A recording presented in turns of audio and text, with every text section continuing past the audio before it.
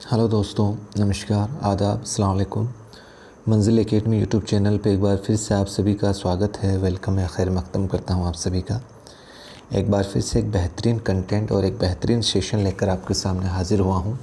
अगर आप वीडियो पर नए हैं तो आपकी जानकारी के लिए बता दूँ, अभी जो स्पेशली रीट को लेकर टॉपिक वाइज हम मॉडल पेपर सॉल्व कर रहे हैं, और ना केवल हम ये क्वेश्चन आंसर सॉल्व कर रहे हैं बल्कि उस पूरे कॉन्सेप्ट को भी क्लियर करते हुए अपन रिवीजन भी कर रहे हैं। अगर आपने इससे पहले वाले मॉडल पेपर नहीं देखे हैं तो आप ज़रूर मेहरबानी करके वो वीडियोस देखें। साथियों, आज का सेशन बहुत ज़्यादा इम्पोर्टेंट रहने वाला है, क्योंकि आज का टॉपिक जो है वो उर्दू अदब के अंदर उर्दू ग्रामर का सबसे मुश्किल जो टॉपिक माना जाता है वो होता है दोस्तों इल्म बलागत। यानी कि इल्म बलागत वाला जो टॉपिक होता है वो मतलब स्टूडेंट्स के लिए समझने में बहुत प्रॉब्लम करता है, और मैं इसमें कोशिश करूँगा कि आपको आसान से आसान तरीके से समझा सकूँ।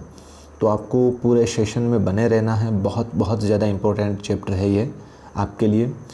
साथियों, इल्म बलागत यानी कि अगर हम बलागत के एक तरीके से ये मानो कि बलागत का जो लफ्ज़ी माना है वो होता है दोस्तों तेज़ ज़बानी, यानी कि तेज़ ज़बानी,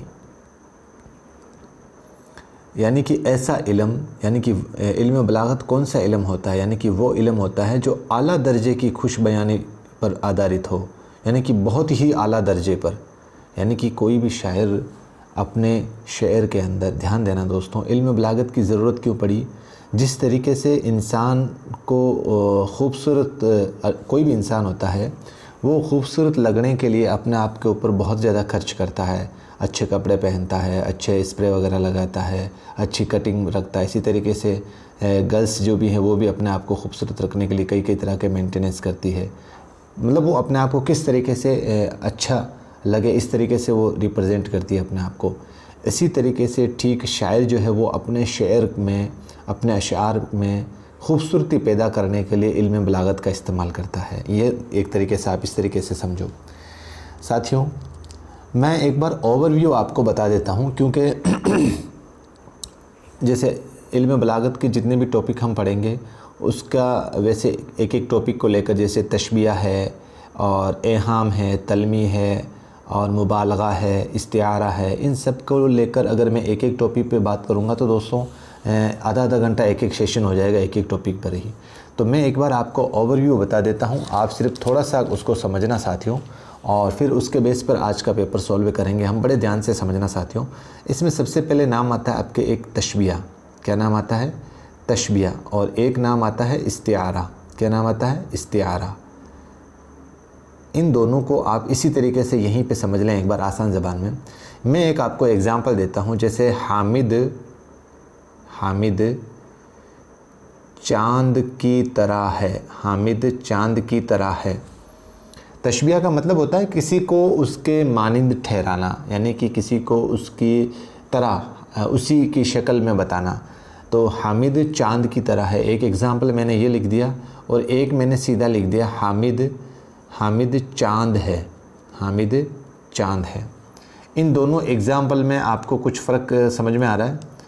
यानी कि किसी चीज़ के मानिंद ठहराना ये तो होता है तशबिया, और सीधा उसी चीज़ के बारे में बोलना तो वो होता है इस्तिआरा। बस इतना सा ही इन दोनों में फ़र्क है। एक एग्ज़ाम्पल और समझ लो, जैसे एक होता है कलाम शेर की तरह है। कलाम शेर की तरह है। और एक मैंने लिख दिया कलाम शेर है। कलाम शेर है। तो यहाँ पर ये ऊपर वाला एग्ज़ाम्पल जो है वो तशबिया का है, और नीचे वाला एग्ज़ाम्पल जो है वो इस्तिआरा का है। यहाँ तक क्लियर हो गया दोस्तों? आगे बढ़ते हैं। फिर एक नाम आएगा एहाम। क्या नाम आएगा? एहाम। सिनात एहाम, ये किसे कहते हैं? तो इसके अंदर इसका वैसे माना देखें तो उस शायर का ये मकसद होता है, उसकी नीयत ये होती है कि पढ़ने वाले को वहम में डाला जाए, यानी कि उसको शक में डाला जाए। जैसे मान लो कि शायर है ना कोई भी, वो अपने शेर के अंदर ऐसे एक ऐसा लफ्ज़ उस शेर के अंदर लाएगा जिसका दो मीनिंग निकलते हो, दो माने निकलते हो। एक होता है करीब का माना और एक होता है बईद का माना।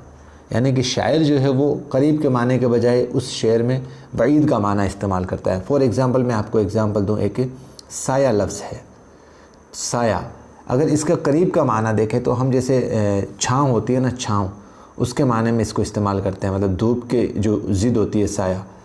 एक तो इसके माने में ये तो हो गया करीब के माने में, लेकिन जो बईद का माना होता है साया का, वो होता है किसी को अपनी हिमायत में रखना या पनाह देना।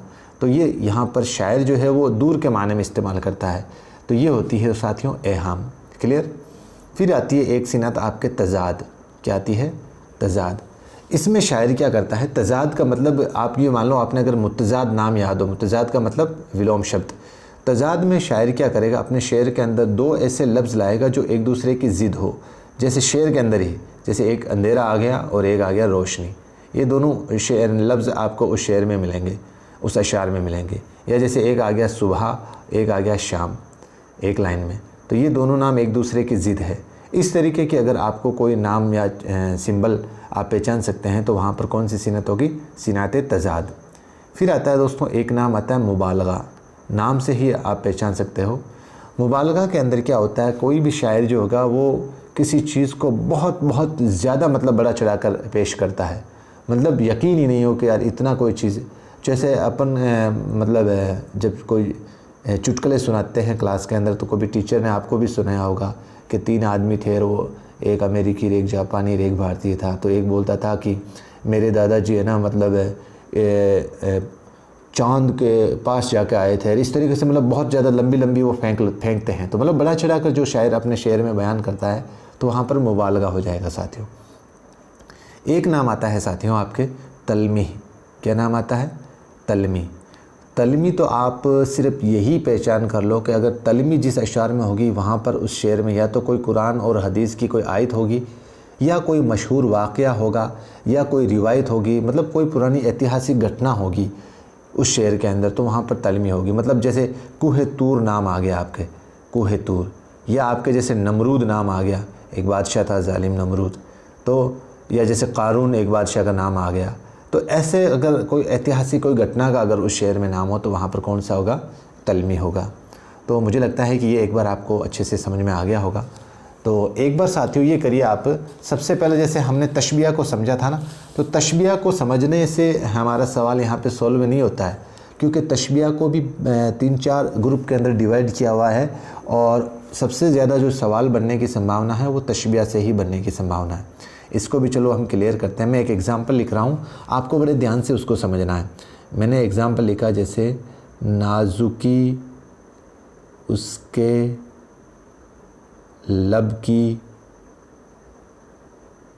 क्या कहिए, क्या कहिए, पंखुड़ी पंखुड़ी एक गुलाब की सी है। तो यहाँ पर लिखने के लिए अब जगह नहीं बची है, तो आप थोड़ा सा एक नाम आता है आपके मुशब्बा। क्या नाम आता है? मुशब्बा। मीम शीन बे मुशब्बा यहाँ पे लिख देता हूँ मैं, मुशब्बा, मुशब्बा। और एक नाम आता है आपके मुशब्बा, मुशब्बा, ठीक है। और एक नाम आता है आपके वजह तशबिया, वजह तशबिया। और एक नाम आता है हुरूफ तशबिया, हुरूफ तशबिया। ध्यान से समझना इन तीनों चारों चीज़ों को इस एग्ज़ाम्पल से।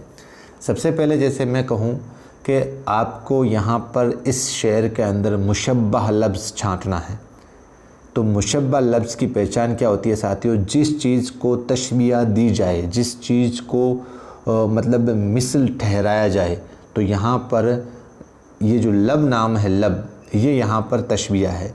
क्यों?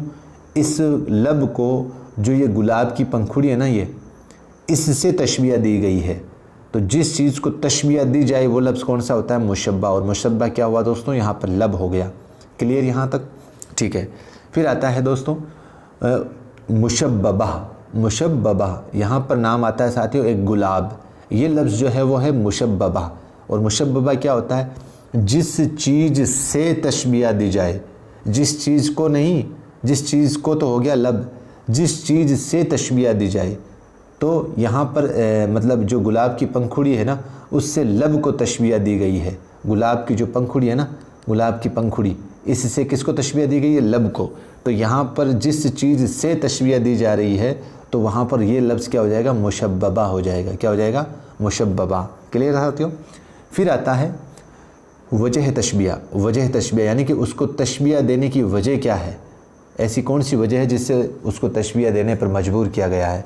तो यहाँ पर साथियों जो एक नाजुकी लफ्ज़ है, नाजुकी लफ्ज़, यहाँ पर आप कंपैरिजन करो, जो लब होता है वो भी नाजुक होता है और गुलाब की जो पंखुड़ी होती है वो भी नाजुक होती है। तो यहाँ पर जो तशबीह देने की जो वजह है, जो गर्ज़ है वो यही है कि नाजुक जो होता है उस नाजुक या सुर्ख जो है वो लब भी होता है और गुलाब की पंखुड़ी भी होती है। तो यहाँ पर वजह तशबीह क्या हो गया? नाजुकी हो गया। क्लियर? फिर आता है हुरूफ तशबीह, यानी कि ऐसा कौन सा हुरूफ है जो तशबीह के लिए इस्तेमाल हुआ, यानी कि वो लफ्ज़ जो तशबीह जाहिर करे इस शेर के अंदर। यानी कि हमें कैसे पता चलेगा कि भाई इसमें तशबीह दी गई है, इसमें तशबीह दी गई है, हमें कैसे पता चलेगा? तो यहाँ पर साथियों जो ये सी लफ्ज़ है, पंखुड़ी गुलाब की सी है, ये जो सी लफ्ज़ है ये हुरूफ तशबीह है। क्या है? हुरूफ तशबीह है। समझ में आ गया यहाँ तक? चलो अब अपन सेशन शुरू करते हैं। 10 मिनट तो सेशन ऐसे ही निकल गया। तो अब मैं दोबारा एक एक को नहीं समझाऊंगा क्योंकि मैंने एक ओवरव्यू आपको समझा दिया है। तो साथियों सबसे पहले अपना सवाल आता है, किसी एक चीज़ को दूसरी चीज़ से मुशाबह करार देना क्या कहलाता है? मुशाबह का मतलब हम शक्ल या मिलता जुलता, क्या कहलाता है? मुशब्बा कहलाता है, या तशबीह कहलाता है, या मुबालगा कहलाता है, या तलमी कहलाता है। तो साथियों इसका एग्ज़ाम्पल जो आंसर जो है वो तशबीह होगा, किसी एक चीज़ को दूसरी चीज़ से मुशाबह करार देना। ठीक है, ये होता है तशबीह। क्लियर? ये मुबालगा और तलमी मैंने शुरू में आपको बता दिया और मुशब्बा अभी मैंने जस्ट आपको बताया है। फिर आगे बढ़ते हैं। जिस चीज़ को तशबीह दी जा रही है वो कहलाते हैं, जिस चीज़ को, नाम समझ लेना दोस्तों, जिस चीज़ को, जिस चीज़ से नहीं, जिस चीज़ को तशबीह दी जा रही है। तो नाजुकी उसके लब की क्या कही है, मैंने अभी आपको समझाया था। तो यहाँ पर जो लब था ना वो क्या था? मुशब्बह था। तशबीह किसको दे रहे हैं? उस लब को ही तो दे रहे हैं अपन। क्लियर दोस्तों? फिर आगे बढ़ते हैं। किसी चीज़ को जिस चीज़ से तशबीह दी जाए, बहुत अच्छे है, बहुत। यहाँ पे ये आपके एग्जाम्पल मतलब पूरे 5-6 सवाल आराम से हो जाएंगे अगर आपने ऊपर सही से समझ लिया है तो। अब जिस चीज़ को नहीं, अब जिस चीज़ से तशबीह दी जा रही है, तो जो लब था उसको तशबीह किससे दे रहे थे अपन? गुलाब से। तो जो गुलाब था वो क्या था? वो दोस्तों मुशब्बह था। क्या था? मुशब्बह। क्लियर? इसका आंसर क्या हो जाएगा? 2 नंबर ऑप्शन हो जाएगा। मुशब्बह और मुशब्बह में राबता कायम करने वाले हुरूफ क्या कहलाते हैं? मतलब इन दोनों में जो संबंध कायम करने वाले जो लफ्ज़ होता है वो क्या कहलाता है साथियों? तो इसके अंदर देखो मुशब्बा और मुशब्बा तो होगा नहीं, तो इसका मतलब जाहिर सी बात है कि इसके अंदर जो हुरूफ तशबीह है, हुरूफ तशबीह वो क्या हो जाएगा आपके? जैसे सी नाजुकी, उसके लब पंखुड़ी एक गुलाब की सी है, जो सी लफ्ज़ है साथियों वो हुरूफ तशबीह है। क्लियर साथियों? इसका राइट आंसर 3 नंबर ऑप्शन। सवाल नंबर 5 कहता है मुशब्बह का वस्फ जिसकी वजह से तशबीह दी गई कहलाती है। अब ऐसा लफ्ज़ उस शेर में जिसकी वजह से, जो वजह बयान करे, भाई तशबीह देने की वजह क्या थी, तो यहाँ पर मुशब्बह होगा नहीं, मुशब्बा होगा नहीं, हुरूफ तशबीह भी हमने समझ लिया, तो वजह तशबीह नाम आ गया यहाँ पर। चौथा आंसर जो है वो सही हो जाएगा। क्लियर? अब ये एग्ज़ाम्पल आप या तो स्क्रीनशॉट रख लो इसको, मैं क्योंकि इसी सवाल से अभी मैंने आपको ऊपर समझा दिया है। नाजुकी उसके लब की क्या कहिए, पंखुड़ी एक गुलाब की सी। इस शेर में मुशब्बह क्या है? इस शेर में मुशब्बह क्या है? लब है साथियों। क्या है? लब। मैंने ऊपर वैसे बता दिया है इसको अच्छे से। क्लियर? फिर इसी शेर के अंदर क्या पूछा है आपके? इस शेर के अंदर मुशब्बह क्या है साथियों? तो इसमें गुलाब की पंखुड़ी मुशब्बह है, अभी हमने समझ लिया था इसको। इस शेर में मुशब्बह है 7 और 8। साथियों ये सवाल जो है सेम ही है, दोनों का आंसर जो है वो गुलाब की पंखुड़ी है। सेम सवाल हो गया, रिपीट हो गया। सवाल नंबर 9 क्या कहता है? इस शेर में वजह तशबीह है। वजह तशबीह तो देखो गुलाब की पंखुड़ी होगा नहीं, किसी होगा नहीं, ठीक है, और यहाँ पर आपके लब होंगे नहीं, तो जो रंग है मतलब गुलाबी रंग, गुलाबी रंग का मतलब जो नाजुकी उसके लब की क्या कहिए, यहाँ पर आपके गुलाबी रंग हो जाएगा। समझ में आ गया? मतलब जो गुलाब रंग होता है ना, जो सुर्ख रंग होता है, वो गुलाब की पंखुड़ी का भी सुर्ख होता है और जो होठ होते हैं उनका जो रंग भी है वो सुर्ख होता है। तो यहाँ पर जो आपके शेर के अंदर मुशब्बह पूछा है, नहीं सॉरी, ये गुल रंग, गुलाब का रंग या गुलाबी रंग, यहाँ पर ये थोड़ा सा कट हुआ है, ये यहाँ पर गुलाबी रंग नाम है साथियों, गुलाबी रंग। तो यहाँ पर ऑप्शन नंबर 4 हो जाएगा सही 9वें सवाल के अंदर। क्लियर। सवाल नंबर 10 क्या कहता है साथियों, इस शेर में वजह तशबिया है, गुलाब की पंखुड़ी है या लब है या किसी है, ये नो तो करा दिया मैंने अभी। सवाल नंबर 10 कहता है इस शेर में हुरूफ तशबिया है, हुरूफ तशबिया जो साथियों वो की सी है। क्लियर साथियों। चलो सवाल नंबर 11 कहता है मंदरजा बाला शेर किसकी मिसाल है। तो यहाँ पर तशबिया है या तलमी है या तजाहिल आरिफाना है या कोई नहीं है। सवाल नंबर 11 में जाहिर सी बात है ये तशबिया की मिसाल है। क्लियर। अगला शेर क्या कहता है साथियों, ध्यान से समझना इसको। ज़िंदगी जबर है और जबर के आसार नहीं, हाय इस कैद को जंजीर भी दरकार नहीं। तो जबर का मतलब होता है साथियों एक तरीके से दबाव या कोई सितम जुल्म हो रहा है या दबाव हो रहा है उसके ऊपर। तो ज़िंदगी जबर है और जबर के आसार नहीं, हाय इस कैद को जंजीर भी दरकार नहीं। ये शेर किसकी मिसाल है साथियों। सवाल नंबर 12। तो साथियों यहाँ पर ये तशबिया की मिसाल है। किसकी मिसाल है। तशबिया की मिसाल है। जबर है और जबर के आसार नहीं, हाय इस कैद को जंजीर भी दरकार नहीं। ठीक है आगे बढ़ते हैं। इस शेर के अंदर मुशब्बह क्या है। सवाल नंबर 13 के अंदर। इस सवाल का आप या तो स्क्रीनशॉट रख लो। अब इस शेर के अंदर आपको मुशब्बह पूछा है सवाल नंबर आपके 13 के अंदर। तो इसका राइट आंसर दोस्तों 13 के अंदर ज़िंदगी जो लफ्ज़ है, ज़िंदगी देख लेना आप यहाँ पर, सॉरी नीचे कर देता हूँ मैं थोड़ा सा। ये ज़िंदगी जबर है। जैसे आपने पहले वाले एग्ज़ाम्पल में लब को मुशब्बह बोला था ना, यहाँ पर भी ज़िंदगी जो है इसको तशबिया दी जा रही है। ठीक है ना। किसको तशबिया दी जा रही है। ज़िंदगी को। यहाँ पर ये लफ्ज़ क्या है मुशब्बह। क्या लफ्ज़ है मुशब्बह।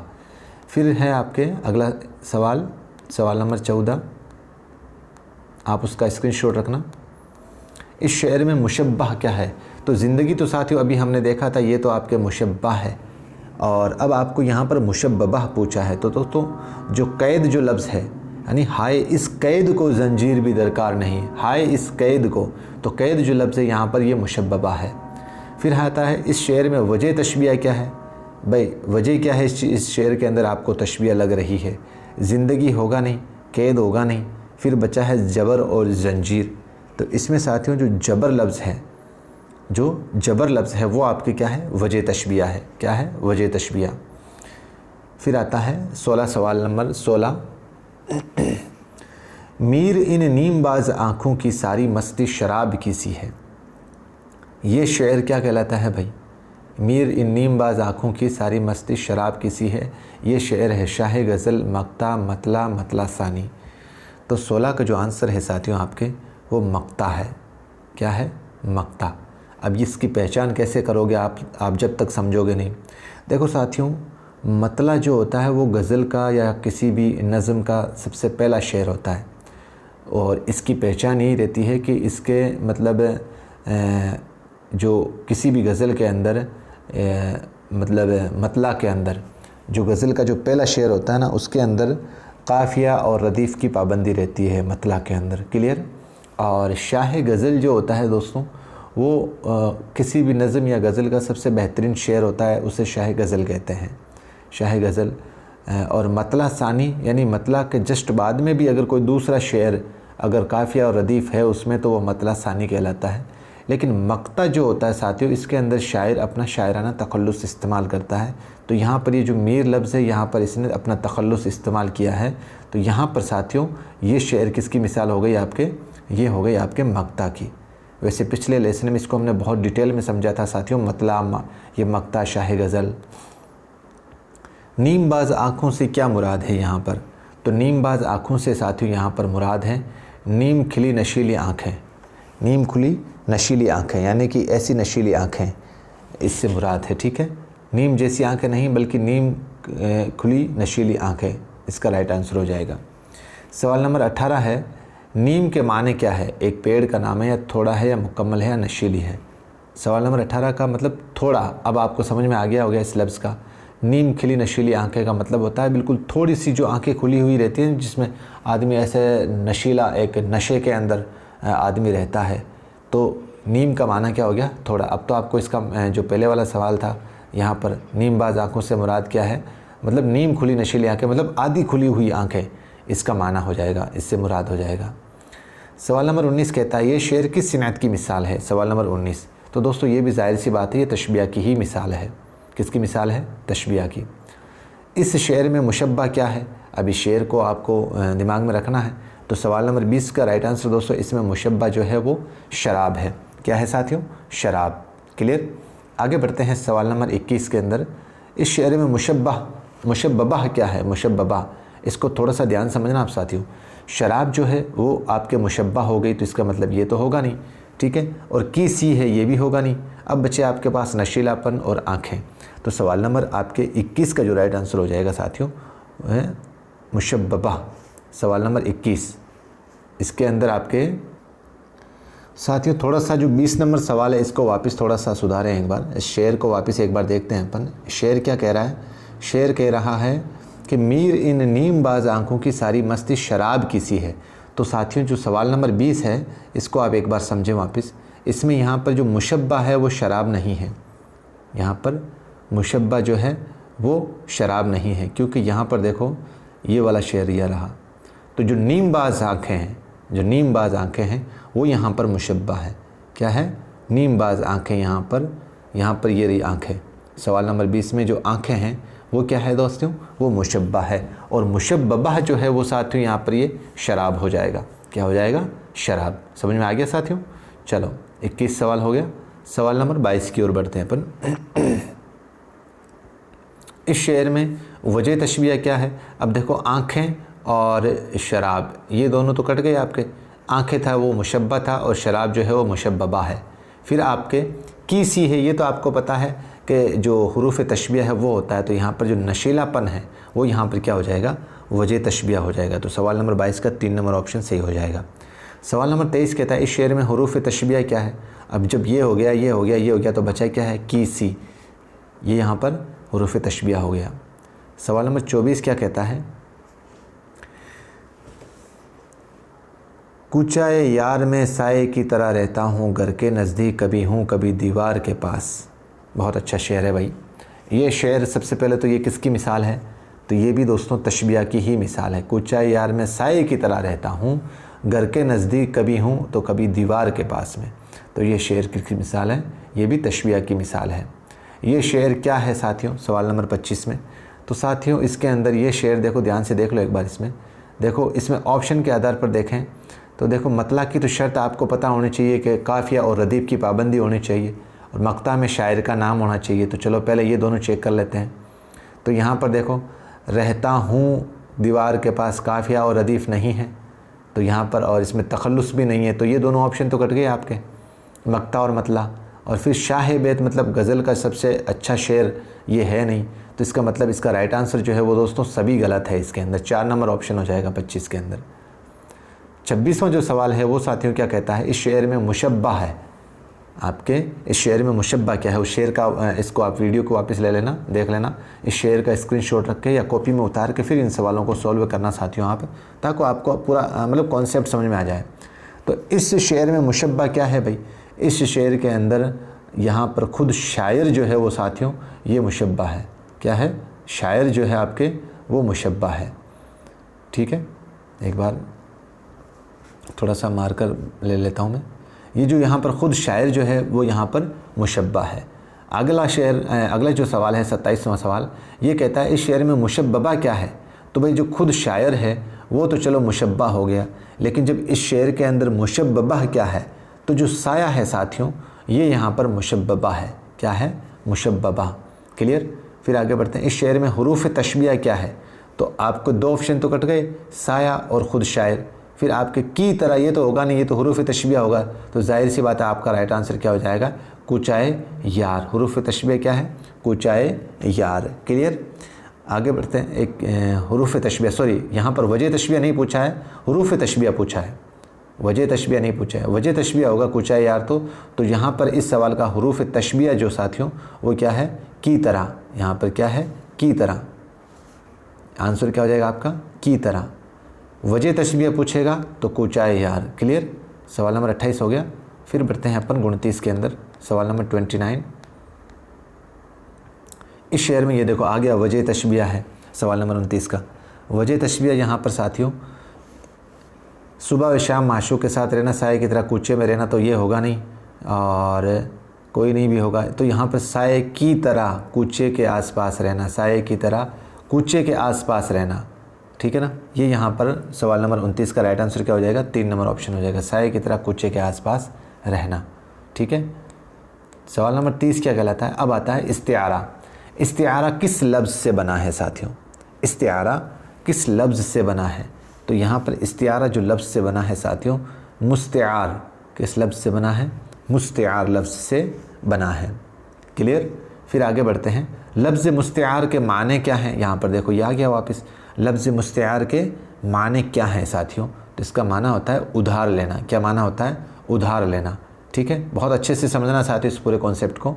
फिर आगे बढ़ते हैं, किसी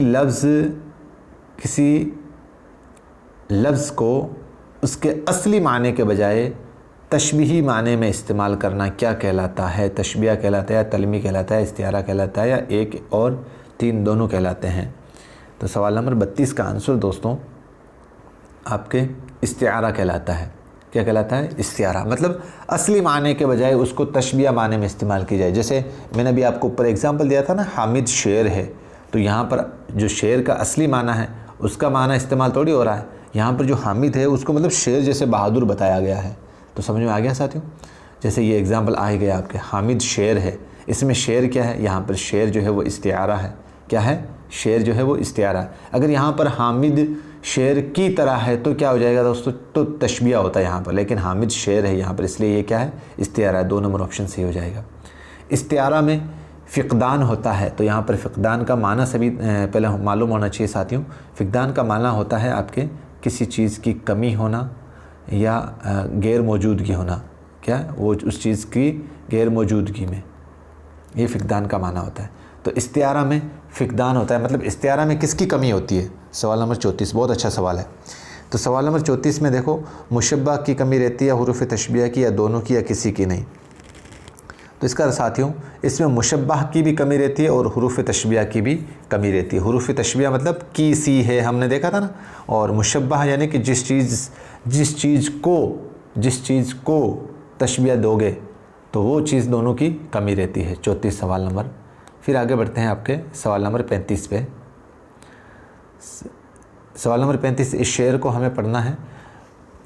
बुलबुले हिंद मर गया है हाथ, जिसकी हर बात में थी एक बात। तो यहाँ पर इस शेर में कौन सी सिनात है, यहाँ पर पहचान करना है हमें। तो यहाँ पर साथियों इस्तिआरा है, बुलबुले हिंद मर गया, यहाँ पर सीधी आपको इस्तिआरा पहचान मालूम हो रही है। तो यहाँ पर इसका राइट आंसर क्या हो जाएगा, इस्तिआरा, ठीक है। फिर आगे है, इस शेर में मुशब्बा है।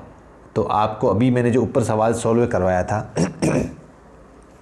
जब आपने इसकी ये पहचान कर ली कि ये शेर इस्तिआरा है, तो जाहिर सी बात है कि इसके अंदर मुशब्बा की कमी होगी। तो इस शेर के अंदर जो मुशब्बा है, बुलबुल है या हिंद है या बात है या कोई नहीं। अब मैंने आपको साफ़ तौर पर अभी सवाल सॉल्व करवाया था कि इसके अंदर जो मुशब्बा की है वो कमी पाई जाती है, ठीक है। इसमें कोई मुशब्बा नहीं होता। जब आपके मुशब्बा नहीं होगा तो जाहिर सी बात है कि इसमें हुरूफ़ तशबिया भी नहीं होगा। की सी है, कौन सा, की सी है, वो जो लफ्ज़ आता है ना जिसकी तरह अपन उसको बताते हैं, तो सीधा ही अपन तो उस लफ्ज़ से उसकी तुलना कर रहे हैं। शेर की तरह थोड़ी बोल रहे हैं अपन, तो वो तो खुद हामिद शेर है, सीधा बोल रहे हैं, तो हुरूफ़ तशबिया भी इसमें नहीं होगा। तो इसका राइट आंसर 4 नंबर ऑप्शन हो जाएगा। अगला शेर है, बर्क़ को अब्र के दामन में छिपा देखा है, और हमने इस शौक़ को मजबूर हया देखा है। बहुत अच्छा सवाल है भाई। सवाल नंबर 38 से पूछता है कि भाई इस शेर में कौन सी सिनात है। सवाल नंबर 38। तो साथियों इस शेर के अंदर आपके इस्तिआरा है, इस्तिआरा। बर्क़ को अब्र के दामन में, बर्क़ को अब्र के दामन में छिपा देखा है, हमने इस शौक़ को मजबूर हया देखा है। तो यहाँ पर राइट आंसर क्या हो जाएगा, इस्तिआरा हो जाएगा, ठीक है। बर्क़ को मतलब आपके चांद, अब्र माने आसमान के दामन में छुपा देखा है, हमने इस शौक़ को मजबूर हया देखा है। फिर आगे बढ़ते हैं, इस शेर में बर्क़ से मुराद क्या है। अब यहाँ पर देखो मैंने बोला था ना आपको कि आपको इसके अंदर जो माना जो है वो आपको दूर का माना यहाँ पर इस्तेमाल लेगा शायर, समझ में आ गया। जैसे आपको जो एग्जैक्ट जो नाम है यहाँ पर बर्क, अब बर्क से मुराद यहाँ पर जैसे आपको सवाल नंबर 29 में देखो, इस शेर में बर्क से मुराद क्या है, माशूक है या माशूक की निगाह है या माशूक की हया है या शायर खुद है। तो इसका साथियों माशूक की जो निगाह है वो यहाँ पर बर्क से मुराद ली गई है यहाँ पर इस शेर के अंदर। मैंने बोला था ना कि जैसे हम जो रियल मीनिंग जो लफ्ज़ अपन ढूंढते हैं शेर के अंदर उसका वो माना नहीं होता, यही तो पहचान होती है शायर की। वो उन लफ्ज़ों को शेर के अंदर इस तरीके से पिरोता है कि उसका जब वास्तव में जब आपको शेर समझने की पढ़ने से मतलब पढ़ने की लत लगेगी ना, तब आप महसूस करोगे कि कितने अच्छे शायर होते हैं और कितना वो टैलेंटेड होते हैं। तो यहाँ पर इस शेर में बर्क से मुराद क्या है, माशूक की निगाहें जो है वो बर्क है। और सवाल नंबर 40 है, इस शेर में अब्र से मुराद क्या है, अब्र से मुराद। तो यहाँ पर देखो दोस्तों, देखो सीधा बादल। एक ये चीज़ ध्यान रखना, आप जैसे आपने अगर किसी के इंग्लिश लैंग्वेज हो तो उसके अंदर पेडागोजी का जो नियम होता है उसमें ये ध्यान रखना कि जो लफ्ज़ अगर दिया हुआ रहता है उसके मीनिंग बहुत कम होने के चांसेस रहते हैं। तो यहाँ पर देखो सबसे पहले ऑप्शन बादल ही दिया है, तो ये गलत है साथियों, क्योंकि शायर यहाँ पर इसके लघवी माने इस्तेमाल नहीं कर रहा है। अगर लघवी माने उसे इस्तेमाल करने होते तो फिर शेर के अंदर इतना मतलब वज़न कैसे पैदा होगा। तो सवाल नंबर 40 का राइट आंसर दोस्तों पलकें हैं, उस माशूक की पलकें हैं वो अब्र है, ठीक है। और माशूक की जो निगाह है वो बर्क है, ठीक है। अगली जो सिनात है वो है मुबालगा के माने क्या हैं। बहुत अच्छा सवाल है, स्टेप बाय स्टेप अपन इसको सॉल्व कर रहे हैं। तो मुबालगा के माने किसी बात को बयान करना या बलागत की बात करना या बात को बड़ा चढ़ाकर बयान करना या कोई नहीं। तो मैंने शुरू में बता दिया था किसी बात को बहुत ज़्यादा बड़ा चढ़ाकर बयान करना वो क्या कहलाता है साथियों, मुबालगा कहलाता है। क्लियर। सवाल नंबर 40 हो गया क्लियर। 41 फिर आगे बढ़ते हैं सवाल नंबर 42 पे। ये थोड़ा सा आप ध्यान देना, इसमें ये शेर जो है वो कटा हुआ है। इसमें पहली लाइन में लिख देता हूँ आपके, आप कॉपी में उतार लेना।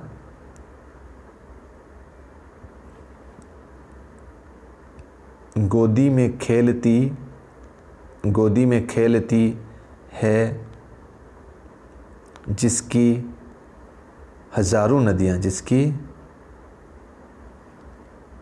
नदियाँ, ये लाइन ऊपर है। और फिर गुलशन है जिनके दम से रश्क जना हमारा। ये पूरा शेर इस तरीके से है, आप कॉपी में लिख लेना।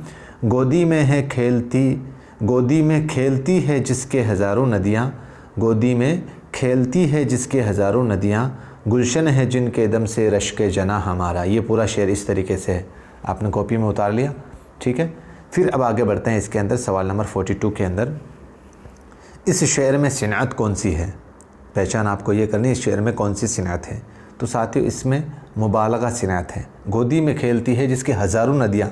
अब मुबालगा का मतलब बहुत ही बड़ा चढ़ाकर बयान करना। अब आप खुद अंदाज़ा लगाओ, किसी की गोद में क्या हज़ारों नदियाँ खेल सकती है क्या? एक बार आप खुद अपने दिमाग में इसको सोच कर देखो, हज़ारों नदियाँ कैसे समा सकती है अपनी गोदी के अंदर।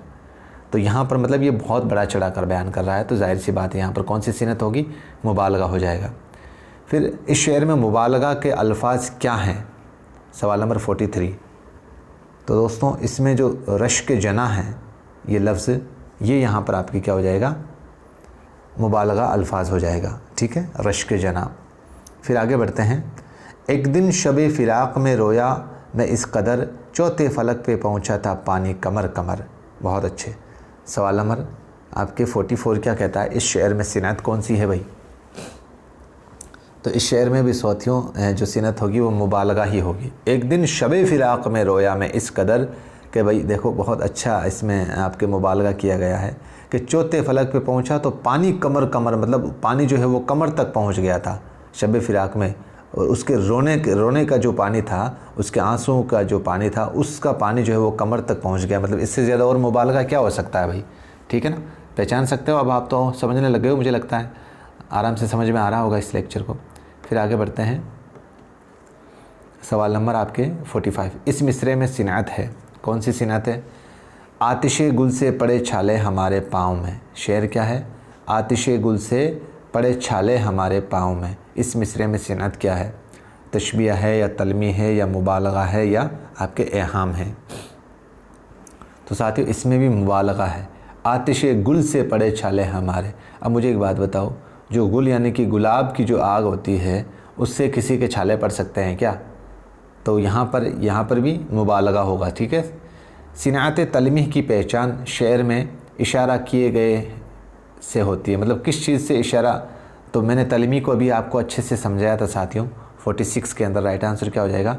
मशहूर किस्सा भी हो सकता है तलमी के अंदर, कोई मजहबी रिवायत भी हो सकती है, मशहूर वाक़या भी हो सकता है, कुरान और हदीस की कोई आयत भी हो सकती है।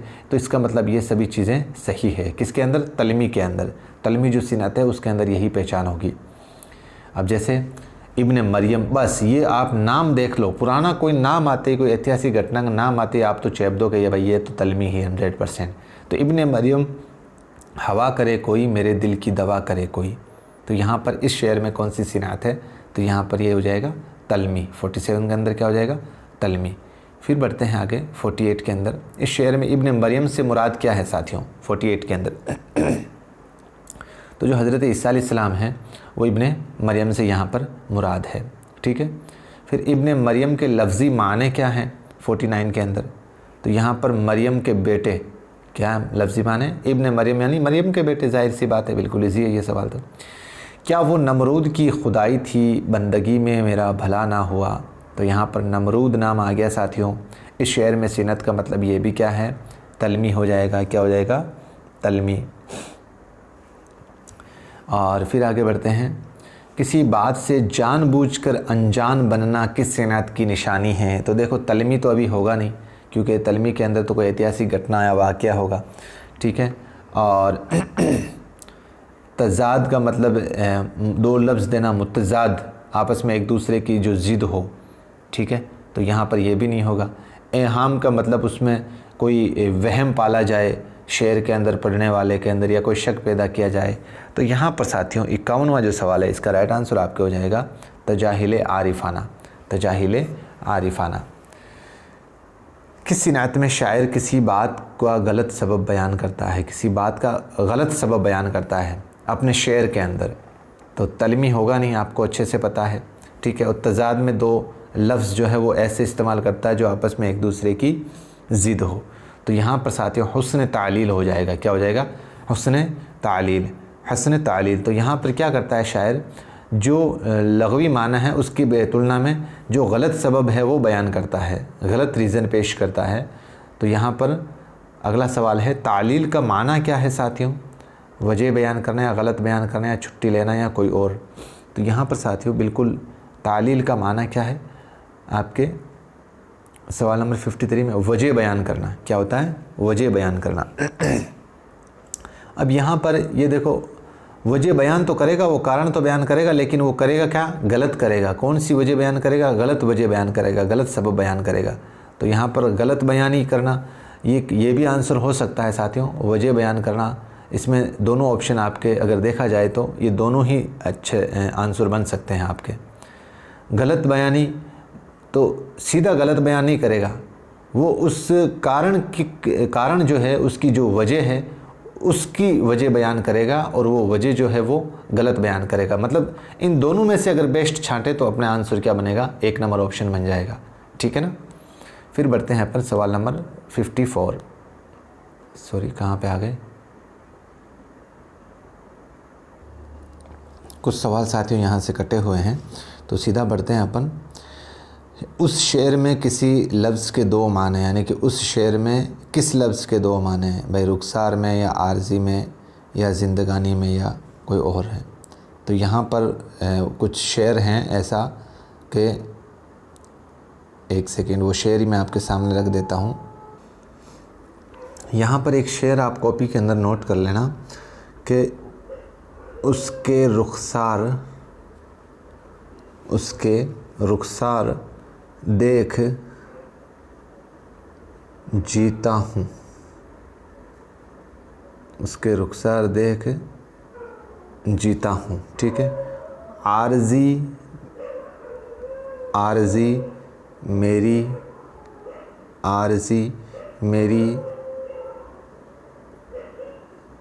ज़िंदगानी है। ये वली दक्किनी साहब का शेर है, इसको आप एक बार उतार लें ताकि इसके आगे वाले सवाल इस शेर से जो बनेंगे वो अपन सॉल्व कर सकें। तो इस यानी कि उसके रुखसार देख जीता हूँ, आरज़ी मेरी ज़िंदगानी है। तो यहाँ पर साथियों ये जो एहाम आपके सिनात है, एहाम सिनात एहाम, ये उसी का शेर है। और इस आपको सवाल ये पूछा है कि इस शेर में किस लफ्ज़ के दो माने हैं। तो यहाँ पर साथियों जो आरज़ी लफ्ज़ है, यहाँ पर आरज़ी जो लफ्ज़ है यहाँ पर इसके दो माने हैं। कितने माने हैं? दो माने हैं। अब मैं इसको मिटा दूँ शेर को। अब यहाँ पर अगला सवाल अपने को यही पूछ रहा है कि भाई आरज़ी का माना क्या है। अगर आप बता रहे हो दो माने हैं तो आरज़ी का माना साथियों आपके हो जाएगा कागज़ का बना हुआ या थोड़े वक्त के लिए। तो ये दोनों ही साथियों आपके आरज़ी के माने होते हैं, या तो कागज़ का बना हुआ या थोड़े वक्त के लिए। दोनों ही इसके सही आंसर हैं। तो इसका मतलब 3 नंबर ऑप्शन आपके सही हो जाएगा। ठीक है, फिर आगे बढ़ते हैं अपन। चंद लफ्ज़ों में कोई आग छुपा दी जाए। इस मिसरे में आग के माने क्या हैं? चंद लफ्ज़ों में कोई आग छिपा दी जाए। तो साथियों इसमें आग से मैंने कहा था ना, एक चीज़ ये कॉन्सेप्ट तो आप पकड़ ही लो। अगर आपको शेर की सिनात में जो लफ्ज़ का माना पूछे ना, तो उस लफ्ज़ का एग्जैक्ट वही माना कभी नहीं होगा। ये ध्यान रखना आप, कभी माना नहीं होगा जो लफ्ज़ उसका माना दे रहा है। तो यहाँ पर आग का मतलब आतिश, तो आप सीधा यहाँ पर मत जाना कि आग का मतलब आतिश होता नहीं। ये आपको ग्रामेटिकल पोर्शन के अंदर जो माने वाले अल्फाज है उसमें तो पूछ सकता है, लेकिन जब आप शेरी सिनात से शेरी अगर आपको कोई शेर देकर पूछे ना, तो हू बहू उसका जो लीगली मीनिंग होता है वो कभी सही नहीं होगा। ये ध्यान देना। तो इसका मतलब पहले वाला ऑप्शन होगा नहीं आपके। तो इसका राइट आंसर क्या हो जाएगा? आतिशी ख्याल हो जाएगा। क्या हो जाएगा? आतिशी ख्याल, 3 नंबर ऑप्शन। 63 कहता है तजाद के लफ्ज़ी माने क्या हैं? तजाद के लफ्ज़ी माने क्या हैं? उल्टा है या मुरक्कब है या गलत है या बेकार है? तो तजाद आपको अच्छे से पहले से ही पता है, उल्टा होना, मुतजाद होना, एक दूसरे की ज़िद होना, उल्टा होना। 1 नंबर सही हो जाएगा इसमें। सवाल नंबर 64 कहता है जब शेर में मुतजाद अल्फाज का इस्तेमाल किया जाता है तो ये सिनात क्या कहलाती है? मुतजाद अल्फाज, तो एहाम होगा नहीं, तशबिया होगा नहीं, मुतजाद होगा नहीं। मुतजाद आपको पता है शेरी कोई सिनत ही नहीं है। तो इसका राइट आंसर दोस्तों तजाद होगा। क्या होगा? तजाद। 64 के अंदर 4 नंबर ऑप्शन सही हो जाएगा। जंगल में हुई है शाम हमको, बस्ती से चले थे मुँह अंधेरे। अब देखो जंगल में हुई है शाम हमको, बस्ती से चले थे मुँह अंधेरे। इस शेर में सिनत क्या है यहाँ पर? तो दोस्तों यहाँ पर तजाद है। क्या है? तजाद है। सवाल नंबर 65 का राइट आंसर क्या है?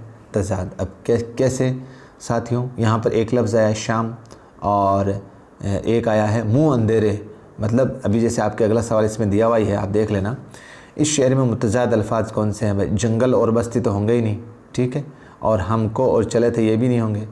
तो एक बार देखें अपन 66 के अंदर, हाँ सॉरी, जंगल और बस्ती तो हो सकता है अगर माने तो अपन, क्योंकि बस्ती और जंगल आपस में एक दूसरे के ज़िद हैं भाई। जहाँ पर जंगल होगी वहाँ पर बस्ती नहीं होगी, और जहाँ पर बस्ती होगी वहाँ पर जंगल नहीं होगा। शाम और मुँह अंधेरे, मुँह अंधेरे का मतलब जो सुबह का जो वक्त होता है, मतलब जब लोग उठ के मुँह धोते हैं तो वो सुबह का ही तो वक्त होता है। आपको हू बहू सुबह शाम या मतलब दिन रात इस तरीके का मुतजाद लफ्ज़ नहीं मिलेगा। आपको थोड़ा सा गहराई में जाना पड़ेगा साथियों। तो यही पहचान होती है मुतजाद की। तो यहाँ पर शाम और मुँह अंधेरा ये भी आपस में एक दूसरे के मुतजाद अल्फाज हैं। इसका मतलब पहला और दूसरा दोनों सही है। तो चौथा ऑप्शन जो है वो हमारा सही हो जाएगा।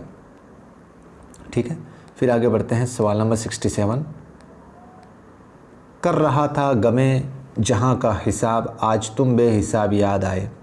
कर रहा था गमे जहाँ का हिसाब, आज तुम बेहिसाब याद आए। अब तो यहाँ पर सीधा सा आपको लग रहा है, यहाँ पर तो देखने की ज़रूरत नहीं है। तो यहाँ पर तजाद है क्योंकि एक हिसाब आ गया और एक बेहिसाब आ गया। ठीक है ना। फिर इस शेर में मुतजाद अल्फाज हैं, तो आपका भी मैंने बता दिया आपके इसमें तो हिसाब और बेहिसाब आ गया। क्लियर। इस दौर में ज़िंदगी उस दौर में ज़िंदगी बशर की बीमार की रात हो गई है। यानी कि हमने उस दौर में ज़िंदगी बशर की बीमार की रात हो गई है। 69 में यहाँ पर तशबिया आपके सिनात है साथियों। यहाँ पर तशबिया दी गई, उस दौर में ज़िंदगी बशर की बीमार की रात हो गई है, यानी कि हमने ज़िंदगी को उस दौर में बशर की थी जब बीमार की रात हो गई थी। ठीक है। सवाल नंबर 70 इसी शेर से पूछा, हस्ती अपने हुबाब किसी है और सारी मस्ती शराब किसी है। तो ये तो जो मीर के जो अशार हैं साथियों, ये ज़्यादातर आपको कौन सी सिनत में देखने को मिलेंगे, ये तशबिया को देखने को मिलेंगे। कौन सी सिनत देखने को मिलेगी मीर के अशार के अंदर, ये यहाँ पर तशबिया है साथियों। हस्ती अपने हबाब किसी है, सारी मस्ती शराब किसी है। अब मुशब्बह, मुशब्बबा और ये हुरूफ तशबिया। दुनिया भी अजब सराय फ़ानी देखी, हर चीज़ यहाँ की आनी जानी देखी। इस शेर में कौन सी सिनत है आपके, तो इसमें भी तशबिया है साथियों। दुनिया भी अजब सराय फ़ानी देखी, हर चीज़ यहाँ की आनी जानी देखी। तो यहाँ पर राइट आंसर क्या हो जाएगा, 1 नंबर ऑप्शन हो जाएगा। फिर 72वां सवाल बढ़ते हैं अपन। टक मीर जिगर सोख्ता की जल्द ख़बर ले, क्या भरोसा है चिराग सहरी का। तो इस शेर में भी कौन सी सिनत है 72 के अंदर, इसमें भी साथियों तशबिया दी गई है। कौन सी तशबिया दी गई है, चिराग सहरी का, क्या भरोसा है टक मीर जिगर सोख्ता की जल्द ख़बर ले, क्या भरोसा है चिराग सहरी का। फिर आगे बढ़ते हैं। ख़याल गेसू जाना की वसाते ना पूछ, कि जैसे फैलता जाता है शाम का साया। तो यहाँ पर भी साथियों, यहाँ पर भी आपके तशबिया की ही ये मिसाल है 73 के अंदर। ठीक है। फिर आगे बढ़ते हैं। बर्क पहुँचे ना कहीं, दौड़ में हमरा है रकाब। इस मिसरे में कौन सी सिनत है भाई, इस मिसरे में कौन सी सिनत है। सवाल नंबर आपको थोड़ा सा इसको मैं समझा देता हूँ। जैसे जो 71वां सवाल है, एक बार देख लो, थोड़ा सा मुश्किल है, मुझे लगा थोड़ा समझाना चाहिए इसको। जो 71वां सवाल है ना, इस शेर में सिनत है।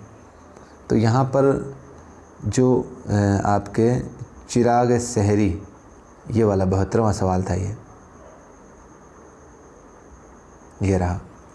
यहाँ पर साथियों मीर और चिराग सहरी, मीर यहाँ पर क्या है, यहाँ पर मुशब्बा और चिराग सहरी क्या है, यहाँ पर मुशब्बा। ठीक है। और इसी तरीके से ख़याल गेसुए जाना की वसअतें ना पूछ। ख़याल गेसुए जाना का मतलब होता है शाम का जो साया होता है ना, शाम का जो साया, यहाँ पर ख़याल गेसु, यहाँ पर शाम का जो साया है ना, उसी को ख़याल गेसु कहा जाता है। मीनिंग अगर लफ्ज़ी माने देखें तो इसका, तो यहाँ पर भी क्या हो जाएगा, तशबिया हो जाएगा। फिर आगे बढ़ते हैं। बरक पहने पहुँचे ना कहीं, दौड़ में हमराह रिकाब। इस मिसरे में कौन सी सिनत है 74 के अंदर, इसमें साथियों मुबालगा है। कैसे पहचान होगी, बरक पहुँचे ना कहीं, दौड़ में हमराह रिकाब, यानी कि हमारी जो रफ़्तार है, हमारी जो स्पीड है वो इतनी तेज़ है कि हमें मतलब जो हमारी जो रिकाब का माना तो वैसे देखा जाए तो गर्दनें होता है, जाने गर्दनें बहुत तेज़ है, बरक से तेज़ थोड़ी है यार, ये तो ज़ाहिर सी बात है, मुबालगा है। अगला सवाल है। जब तक कि ना देखा था क़दे यार का आलिम, मैं मोतक़िद फितनाए महशर ना हुआ था। तो यहाँ पर साथियों, यहाँ पर तलमी है, ये कौन सी सिनत है, महशर, नाम क्या आ गया, महशर। तो तलमी यहाँ पर सिनत हो जाएगी आपके। ठीक है। फिर आगे बढ़ते हैं। निकलना खुल्द से आदम का सुनते आए थे, लेकिन बड़े बेआबरू होकर तेरे कूचे से हम निकले। अब आदम, बाबा आदम नाम आ गया तो जाहिर सी बात है यहाँ पर कौन सी सिनत होगी, तलमी होगी। 76 के अंदर कौन सी होगी, तलमी। आगे बढ़ते हैं साथियों 77 के अंदर। आग है औलाद इब्राहीम है, नमरूद है, क्या किसी को फिर किसी का इम्तिहान मकसूद है। तो यहाँ पर तो देखो इब्राहीम भी, हज़रत इब्राहीम अलैहिस्सलाम का भी नाम आ गया, उस नमरूद का भी नाम आ गया, तो जाहिर सी बात है यहाँ पर भी क्या हो जाएगा, तलमी हो जाएगा। क्या हो जाएगा, तलमी हो जाएगा। क्लियर। फिर है अगला शेर 78 के अंदर। खुदा जाने सबा हर रोज़ क्या पैगाम लाती है, कि पहरू कांपते रहते हैं तिनके आशियानों के। तो यहाँ पर साथियों हुस्न तालील जो सिनात है वो सही है। सवाल नंबर 78 के अंदर तीसरा जो ऑप्शन है वो सही है। अब हुस्न तालील, तालील का जो लफ्ज़ी माना अगर हम देखें तो साथियों वो होता है दलील देना, यानी कि असली जो सबब है वो कुछ और है, लेकिन शायर यहाँ पर दूसरा सबब इस्तेमाल कर रहा है। अब देखो, खुदा जाने सबा हर रोज़ क्या पैगाम लाती है कि पैरू कांपते रहते थे इनके आशियानों के। अब यहाँ पर आप थोड़ा सा समझ लो इस शेर को कि जो हवा चलती है, अब शायर तो यहाँ पर ये इस्तेमाल कर रहा है कि यार वो हवा जो है वो अल्लाह जाने ऐसा कौन सा पैगाम लाती है जिससे जो पैरू है, जो दूसरे मतलब पेड़ पौधे या जो शाखें हैं, जो पत्ते हैं, वो मतलब लरसती है जब हवा चलती है। तो मतलब हवा के खौफ से न जाने खुदा का कौन सा पैगाम लाती है जिससे वो कांपते हैं। ये तो शायर इस्तेमाल कर रहा है, लेकिन सच्चाई यहाँ पर यह है कि हवा के चलने से तो जाहिर सी बात है पत्ते जो है वो हिलेंगे ही हिलेंगे, लेकिन शायर यहाँ पर क्या इस्तेमाल कर रहा है? हुस्न तालील इस्तेमाल कर रहा है। सवाल नंबर 79 कहता है, दिल में ख़याल हुस्न महबूब रोज़ व शब है, उतरा हुआ है यूसुफ़ महमा सराय तन में। हज़रत यूसुफ़ अलैहिस्सलाम का नाम आ गया है साहब, तो इसके अंदर तो आपको बस नाम आते ही क्या आ गया? तलमी। 79 के अंदर क्या आ गया? तलमी। क्लियर। फिर बढ़ते हैं 80 के अंदर। हो रहा है हाय मेरा मातम तिश्नाए लबी, रो रहा है ख़ुद ब खुद शीशे से मिलकर झाम भी। तो इसके अंदर आपके कौन सी सिनात है? इसके अंदर है आपके हुस्न तालील। कौन सी सिनात है? हुस्न तालील। हो रहा है हाय मेरा मातम तिश्नाए लबी, रो रहा है ख़ुद ब खुद शीशे से मिलकर जाम भी। अब मुझे एक बात बताओ, जो जाम होता है पानी का, आपने देखा होगा जब कोई ये जो मिरिंडा वगैरह या ठंडा वगैरह होती है, उस गिलास को अगर अपन मतलब ढक्कन खोल के जब ठंडा वगैरह को गिलास में डालते हैं तो उसमें झाग वगैरह खुद ब खुद उफनते रहते हैं, वो किसी केमिकल की वजह से। लेकिन यहाँ पर शायरी का इस्तेमाल कर रहा है कि जो शीशा है, शीशे से मिलकर जाम भी रो रहा है। ये शायर मतलब अपना अलग माना इस्तेमाल कर रहा है, दलील दे रहा है यहाँ पर। तो यहाँ पर हुस्न तालील है। सवाल नंबर 81 है, ज़ेर ज़मी से आता है जो गुले सूज़ बकफ़, कारून ने रास्ते में लुटाया ख़जाना क्या। कारून नाम आ गया साहब, एक ऐसा ख़जाना जिसके पास मतलब 40-40 ऊँटों पे तो उनके ख़जानों की चाबियाँ लदी हुई रहती थी। तो ये एक मतलब ऐतिहासिक कोई घटना है, कोई रिवायत है, पुरानी रिवायत है। तो इसका मतलब यहाँ पर भी क्या हो जाएगा? तलमी हो जाएगा। क्या हो जाएगा? तलमी। फिर बढ़ते हैं 81 के बाद में 82 पे। 82 जो सवाल है साथियों, आज इसमें आपके 100 सवाल नहीं हैं, कुछ कम हैं बस, क्योंकि थोड़ा सा चैप्टर मुश्किल है। इन्हें गुले रंग दरीचों से सहर झांकेगी, क्यों ना खिलते हुए ज़ख्मों को दुआ दी जाए। इस शेर में कौन सी सिनात है साथियों? तो इसके अंदर साथियों आपके तशबिया दी गई है। यहाँ पर क्या है? तशबिया दी गई है यहाँ पर 82 के अंदर। गुले रंग दरीचों मतलब खिलते हुए ज़ख्मों से, खिलते हुए ज़ख्मों से जो आपके लफ्ज़ आया हुआ ना, गुल रंग दरीचे, यहाँ पर गुल रंग दरीचे यानी कि खिलते हुए ज़ख्मों से तशबिया दी गई है यहाँ पर। क्लियर। तो यहाँ पर क्या सिनात हो जाएगी? खिलते हुए, वापस समझ लो थोड़ा सा इसको, खिलते इन्हें गुले रंग दरीचों से सहर झांकेगी, क्यों ना खिलते हुए ज़ख्मों की दुआ दी जाए। तो खिलते हुए ज़ख्मों से गुले रंग दरीचों को तशबिया दी गई है। ठीक है।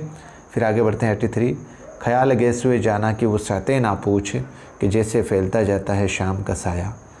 इस शेर में कौन सी सिनात है भाई? तो इसके अंदर भी साथियों आपके तशबिया है। क्या है? तशबिया। ख्याल गैस हुए जाना, ये शाम का जो साया है यहाँ पर, इसी को ख्याल गैस हुए जाना कहा गया है। तो ये तशबिया दी गई है यहाँ पर शाम के साए से। ठीक है। फिर आगे बढ़ते हैं अपन। फिर 84 जो सवाल है साथियों वो क्या कहता है? इस शेर में मुशब्बा कौन है? फिर ये जो शेर ऊपर दिया है, ख्याल गैस हुए जाना की वुसअतें ना पूछ, कि जैसे फैलता जाता है शाम का साया। तो साथियों 84 जो सवाल है इसमें मुशब्बा पूछ रहा है आपको। तो यहाँ पर मुशब्बा यानी कि जो ख्याल गैस हुए जाना है, यानी कि जिसका माना होता है शाम का साया, अगर हम देखा जाए तो इस शेर में मुशब्बा क्या हो जाएगा? ख्याल गैस हुए जाना हो जाएगा। अब इसी शेर में आपको मुशब्बा पूछा है 85 के अंदर। तो यहाँ पर जो शाम का साया है, इससे इसको तशबिया दी गई है। किसको? मुशब्बा को मुशब्बा से तशबिया दी गई है। ख्याल गैस हुई जाना को। ठीक है। सवाल नंबर 86 क्या कहलाता है, क्या कहता है, इस शेर में फिर हुरूफ तशबिया कौन सा है। हुरूफ तशबिया साथियों के जैसे, के जैसे शेर क्या कह रहा है, वापस देख लो एक बार वापस, के जैसे, यहाँ पर ये रहा के जैसे, ये यहाँ पर हुरूफ तशबिया है, ये मुशब्बा है, ये मुशब्बा है। ठीक है। फिर सवाल नंबर आपके 87 है, वजह तशबिया क्या है फिर इस शेर के अंदर, वजह तशबिया 87 के अंदर। तो यहाँ पर साए और जुल्फ़ का जो काला रंग होता है, एक ये भी सही है, और ख़याल की वसाअत जो है वो साए के मानिंद होती है। ये दोनों ही सही है साथियों। इसके अंदर वजह जो तशबिया दी गई है वो इन दोनों के बेस पे वजह तशबिया दी गई है यहाँ पर। तो राइट आंसर क्या हो जाएगा, 3 नंबर ऑप्शन हो जाएगा। ठीक है साथियों। तो ये आज आपके 87 सवालात थे इल्म बलागत को लेकर, और थोड़े से डिफ़िकल्ट है साथियों ये कंटेंट। तो 1-2 बार आप इस वीडियो को थोड़ा दोबारा देखना। मैंने काफ़ी कोशिश की है सरल अंदाज में समझाने की आपको, और कैसा रहा मेरा प्रयास। आप कमेंट सेक्शन में अपना कीमती सुझाव, कीमती सलाह ज़रूर दिया करें साथियों, ताकि मुझे मेरी जो मेहनत है उसका सिला मिल जाए कि भाई मैं कैसा कर पा रहा हूँ, और मेरे जो स्टूडेंट्स हैं पढ़ने वाले वो कितना मतलब इसमें लाभ हासिल कर रहे हैं या नहीं कर रहे हैं, उनका कहीं समय तो मैं ख़राब नहीं कर रहा हूँ। तो साथियों आप का जो सजेशन है वो बहुत महत्वपूर्ण है मेरे लिए। लाइक करो या ना करो ये आपकी मर्ज़ी है। अगर पसंद आए तो लाइक कर दिया करो, नहीं तो रहने दिया करो। लेकिन कमेंट सेक्शन में ये ज़रूर बताना कि यार ये सेशन कैसा रहा, और वास्तव में मैंने आपका समय तो कहीं नष्ट नहीं किया है, आपका समय तो बर्बाद नहीं कर रहा हूँ मैं, क्योंकि बहुत मेहनत से कंटेंट बना रहा हूँ साथियों, और इसके इर्द गिर्द आपका पूरा कॉन्सेप्ट भी मैं क्लियर करवा रहा हूँ। अगर मेरा प्रयास पसंद आए तो शेयर ज़रूर करें बस। और अब आपका जो सेशन है लगभग उर्दू ग्रामर का वो पूरा हो चुका है। अगले जो मॉडल पेपर हैं, 3 मॉडल पेपर और बचे हैं अपने टॉपिक वाइज, वो पेडागोजी के होंगे, और जिससे बहुत ज़्यादा मांग हो रही है आप सभी साथियों की। साथियों बिल्कुल बेसिक से हम चले थे, पहले पेपर से लेकर आज 8वां पेपर है, और लगभग पूरी उर्दू ग्रामर स्पेशली रीट, सीटेट या किसी भी स्टेट के टेट के लेवल को हमने पूरा क्रॉस कर लिया है, जिसने जो कंटिन्यू बना हुआ है। इंशाअल्लाह वादा करता हूँ और गारंटी है मेरी, वो उर्दू के अंदर तो 25 से प्लस नंबर लेके ही आएगा। पेपर दे के मुझसे मिलना ज़रूर, मेरे को मैसेज ज़रूर करना। ठीक है। फिर मिलते हैं एक नए कंटेंट के साथ। दीजिए मुझे इजाज़त। खुदा हाफिज़। जय हिंद।